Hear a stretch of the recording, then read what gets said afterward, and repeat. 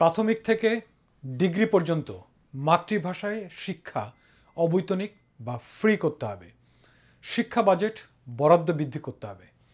আমাদের মতো অনুন্নত দেশকে যদি খুব দ্রুত উন্নতির শিখরে নিয়ে যেতে চাই, তাহলে তার পেছনে বিনিয়োগ করতে হবে।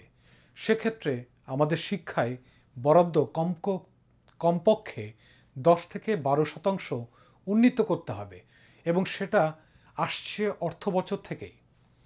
শিক্ষকদের মান উন্নয়নে কাজ করতে হবে। তাদের বেতন বৃদ্ধি, সামাজিক মর্যাদা এবং অন্যান্য সকল সুযোগ সুবিধা বৃদ্ধি করতে হবে, যেন তারা নিঃসংকোচে আনন্দের সহিত পাঠদান করতে পারে। শিক্ষা যদি জাতির মেরুদণ্ড হয়ে থাকে, তাহলে সেই মেরুদণ্ড কেন এত ভঙ্গুর কেন?